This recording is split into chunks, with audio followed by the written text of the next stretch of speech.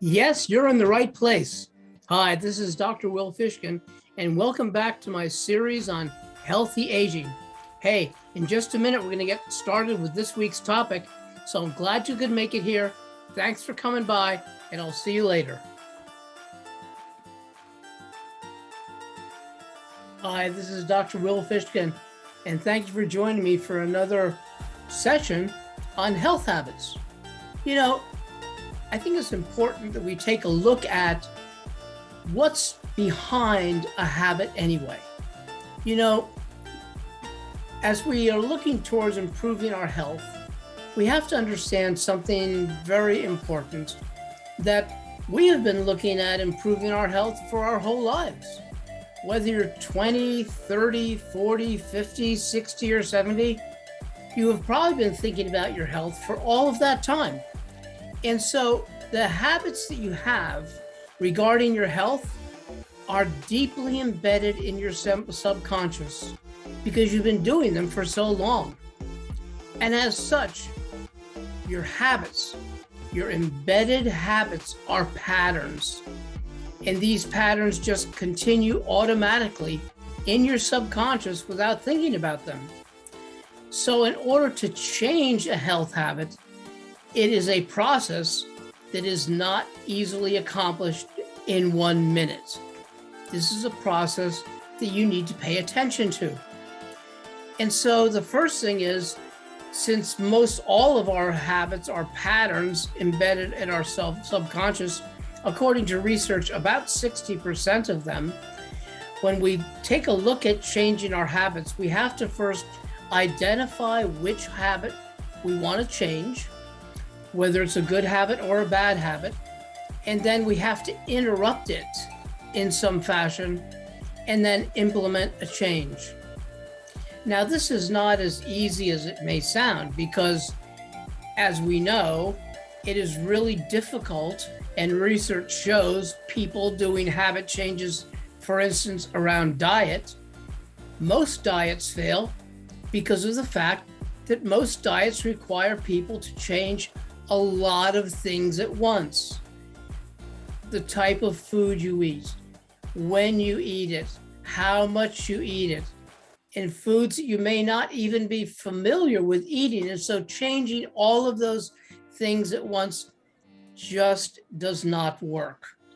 It's really important that you look at your health habits and changing them as a runway. Just as an airplane has a runway to take off on, it can't take off in 1 foot. It has to go all the way down the runway in order to gain enough speed and momentum to eventually take off. And so if you look at your life, your current life, as a runway, and if you look at changing your habits as a runway, it's going to be much more effective for you. And that way you just change one thing at a time. Now, you may already have health habits. You may already have daily health routines and all that, but are you really satisfied with them? Is there any way that you could change them to be better? Probably. So for instance, we've often dealt with the mnemonic MEDS, RX. Meditation, exercise, diet, supplementation, relationships, and nutritional supplementation. And so if you take a look at any one of those things, you could see how maybe you could change it. For instance, meditation. How could you improve your meditation? Take a look at the environment in which you meditate. Take a look at when you meditate. How about exercise? You know, exercise is a pretty big category. Exercise may include weightlifting, may include yoga, may include stretching, may include rowing machine, may include walking, may include running. So all of these things are part of your exercise routine. Same thing with diet. There's a lot of different aspects to your diet. And so you need to take a look at each part of your diet one at a time. Put it on the runway. Put it on a runway and take a look at each one of them one at a time and think about and make a decision on what change you want to make. So another aspect of this is to pick a word that is going to represent how you want to feel. You know, how we feel during the day, all day long, determines a lot to do with our health. If we feel good, if we feel great, it gives us a lot of positivity and builds our self-confidence and makes us more creative. And it's a really great way to be, but you have to identify the feeling that you want to have. So pick a word. Pick a word that signifies the feeling that you want to have. For instance, the word that I currently use for the feeling that I want to generate in my healthy living is vibrant. I want to be vibrant. I want to be more vibrant, and it's several layers of depth in the vibrancy. I want to be more vibrant so I can be more productive. I want to be more vibrant so I can be more creative. I want to be more vibrant so I can have a better sense of self-worth and accomplishment.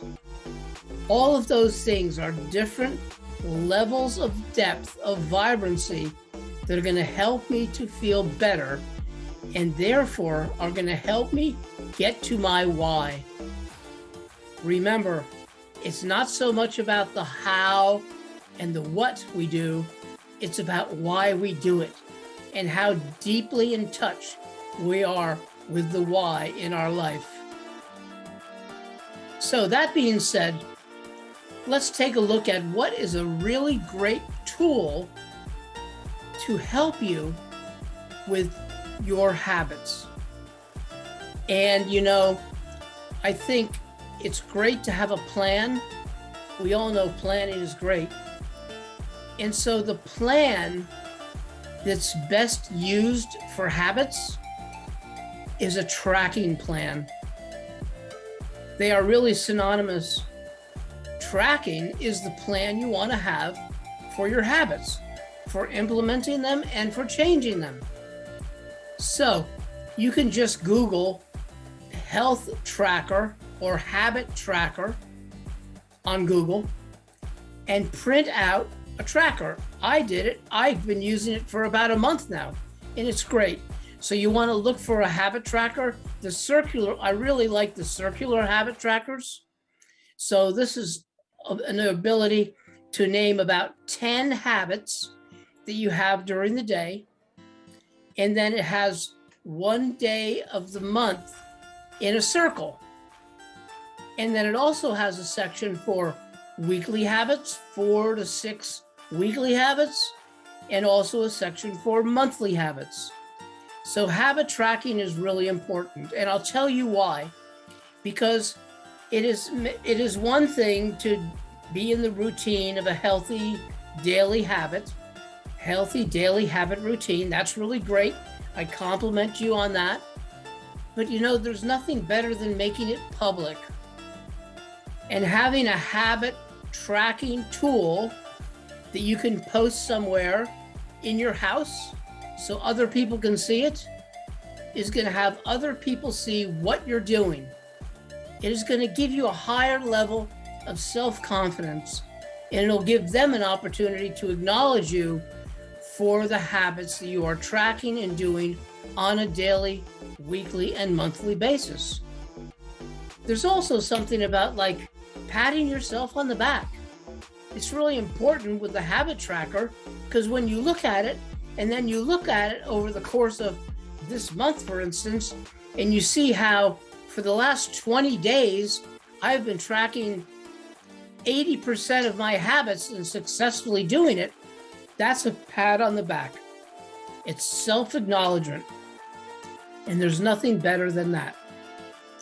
After all, there has to be some benefit for our health, and benefit for your health is in doing the habit, tracking them so you get acknowledgement, tracking them so you get self-praise for doing a good job with your habit tracking.